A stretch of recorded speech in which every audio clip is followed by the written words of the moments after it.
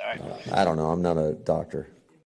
Thank you, Coach. Let's jump into it, man. So, major concern in all quotations. You're going, Clayton, you're being dramatic. No, that was Matt LaFleur being dramatic, man. This had me a little concerned as Rob Domofsky tweeted out. Packers coach Matt LaFleur said kicker Brandon McManus' quad injury is not from the tackles he had to make in the Dallas game. LaFleur called it, quote, a major concern right now.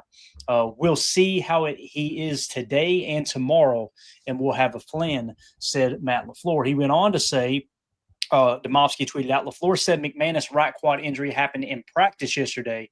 They have IPP player Mark McNamee on the practice squad, but also could sign a kicker. Obviously, Mark's been working with Brandon McManus pretty much all year long, all the way through training camp, I should say, right? So he may be the guy who gets the start there. Then Rob Domofsky tweeted out, Brandon McManus, right quadriceps, was at practice and working with holder Daniel Whelan, but not kicking. Practice squad IPP kicker Mark McNamee watched closely behind. Left tackle Rasheed Walker with the quad did not participate after being limited yesterday. Wyatt and Belton still out. We'll hit on some of those here shortly. Now, that's the bad news, right? It looks bad, sounds bad. And that's what me and Tim were talking about earlier. However, you had Brandon McManus in the locker room or outside of the locker room, I believe, immediately following practice, and he had something a little bit different to say. Let's see what Brandon McManus had to say about it. Like you said, it's very similar to my injury that I had in 22. I had a pretty good game, and I had 2 50-yarders and a 40-yarder in that game. And so like I said, I plan on playing. So he plans on playing. I love what he said there, too. He's trying to sell a used car, ain't he, Tim? My man's like, listen, buddy, I've had this injury before. I kicked 2 50-plus yarders. Coach put me in. But like you said, man, the last thing you want to do is try to rush this thing with McManus, too, and all of a sudden you're without your kicker the rest of the year. That would suck. Yeah, and you know, the Irishman McNamee is a cool story. You know, the guy's been kicking footballs probably less than a year at this point. So you have a quote unquote backup plan, but when you're dealing with a veteran like McManus, who's pretty much automatic, I am concerned. And it's great that he gave us a little inside baseball there, talking about, you know, he had tweaked the quad in 2022, was still able to hit from a couple 50-yarders, and then he said 40-yarders. So in my mind, that's the barometer for Sunday. You know, if we're talking 55, 58 yard, we're going for it. We're not going to send him out there for that. I think if we're inside his comfort zone, they may go with it. But anytime you've got a leg or quad or hamstring, ankle, knee, anything on your kicking leg, that's extremely concerning. And McMoney doing his best to just play it off and be real cool about it. I guess we'll see. You know, we'll see how he looks going into this weekend. I'm sure we shouldn't overreact, but, you know, I think Coach LaFleur is right. I mean, this is a serious concern right now because, you know, our only other option other than signing another kicker is going with our international pathway player, McNamee, and giving him a shot. And, you know, he's looked pretty good, like I said, for a guy hasn't been kicking footballs very long, you know, former soccer goalkeeper and everything. But, you know, game on the line, you know, in the NFL, you throw him out there, you don't feel as confident as you do even with a banged up veteran like McManus out there. So I would anticipate that they're going to tweak his range and his comfort zone a little bit. And I wouldn't anticipate anything, you know, more than, you know, low 50s for field goal attempts if he does play on Sunday. It just changes the play calling a little bit, right? The aggressivity, you know, on fourth downs, rather than try a long one, you know, maybe try to keep it, like you said, within 40 yards, you know, go ahead and sop the short kicks up with a biscuit and move on, right? And then the long ones, you either go for it or pin them deep. JJ McQuaid in the chat said you can't beat a kicker with huevos. Very true. Teeb says in the chat, just go for 2 every time. Emilio, what do you think about this, man? Rob Domofsky put this tweet out, said Packers kicker Brandon McManus says he plans to play on Sunday versus Cincy, even after his quad injury yesterday in practice. He had a similar situation earlier in his career and played that Sunday. What do you think, man? Have you ever had a quad? I need to ask you that, sir. You being a former – was it lacrosse? It was lacrosse. Yeah, lacrosse. I did play football, but yeah, lacrosse in college. I had a quad in my freshman year of college, but it's something you just kind of got to get through, really little time thing and just sort of work through the pain, stretch it out if you can. But yeah, that's when Tim texted us that, I was like, oh, here we go. And I didn't really know what had happened. I was just mowing and stuff. So I was like, all right, well, we'll figure out what's going on. But yeah, listening to Rich and everything, Hale's coming along, right? But it's the way Rich kind of said it. I don't think he was super thrilled about maybe dragging him out there to take that spot. And which is fine. Like Tim was saying, dude's just learning and getting the hang of it. And so you got to go through those steps. And I think they were asking about Whelan and if he can do kickoffs, and I'm pretty sure he's their backup. But again, it's a different stroke, right? It's a completely different swing of the leg when you're doing kickoffs, field goals versus punts and everything. You got to point your toe and everything on a punt. You got to, really swing through it. And so you're just asking them to bounce around a lot. I think, you're kind of spot on with that, Tim. It's like when I'm playing college football, anything from 30 to 30, I'm going for it. You know what I mean? Unless I'm inside my 20, I'm kicking. Besides that, it's 4 down territory, man. And you get on those far right hashes, man. I don't mess with some of those close kicks. So you still go for it then anyway. Right. It's really true. I feel like it's only going to affect the field goal attempt game, right? Yeah. The kickoffs nowadays are, they are what they are. I'm not worried about McManus on kickoffs or, 33-yard extra points. It's, are we going to need a 57-yarder with time running down? Right. How do you feel about sending him out there for that versus, maybe you just go for it on that 4th and 2 or whatever it is. So maybe a little drop kick, Tim. Hey, there you go. Get creative. Hey, manufacture some points, man. You got to do what you got to do. A win's a win, right? Yeah. And Jason Wine in chat said, Matt LaFleur likes to talk about injuries to throw off opponents. Very good point. I know people complain about the size of the injury report every week.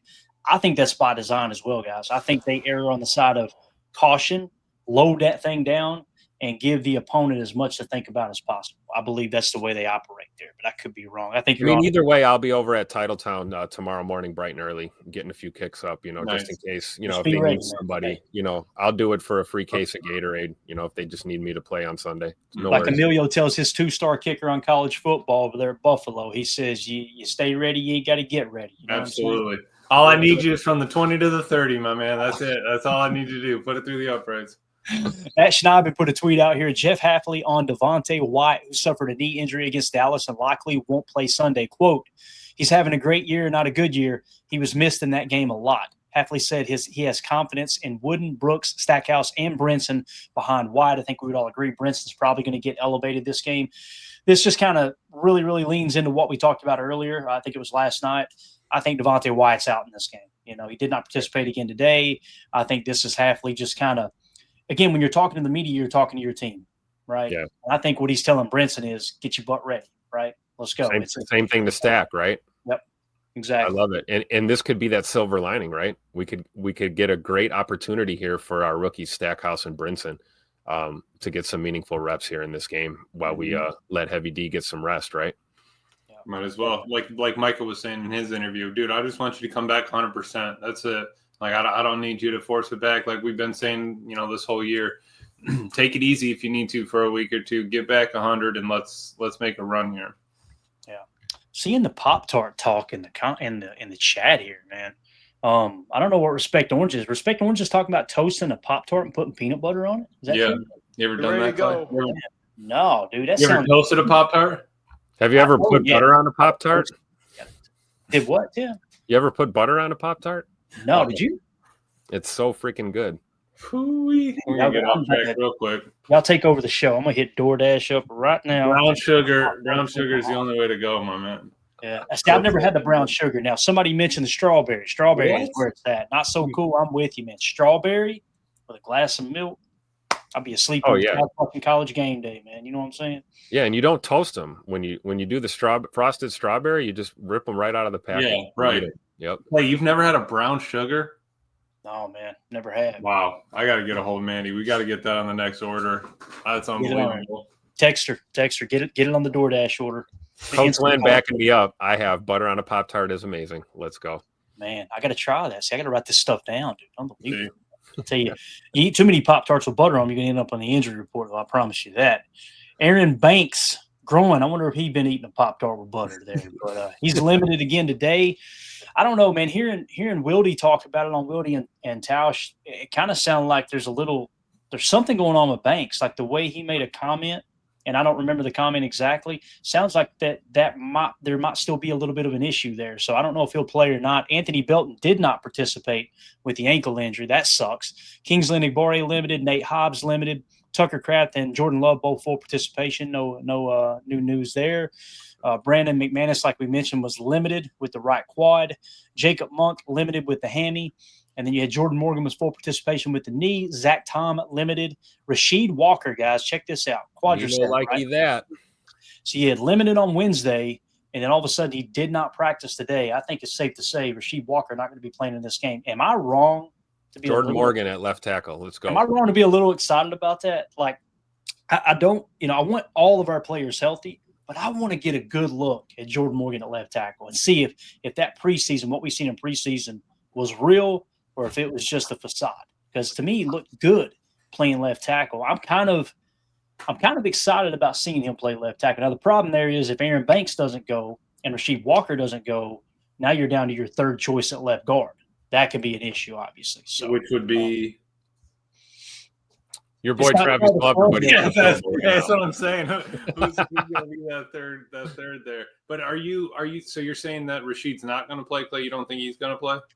I mean, anytime that you're downgraded, if you go from limited on Wednesday to did not participate on Thursday, and it's not veteran rest, then I mean, to me, I was going to say, what if it is just a rest, but they're not marking it as that? Like, all right, hey, he's just not participating. That would be my only thought. But yeah, if it's not the case and Rasheed's going to be out, I am going to be excited for Morgan out there. Absolutely, get him comfy. Yeah, especially like what Jason Wise said earlier, how Matt likes to play with the injury report a little bit. So maybe that is the case. Maybe it is veteran rest without mentioning veteran rest, and now maybe they're thinking, hey, you know what?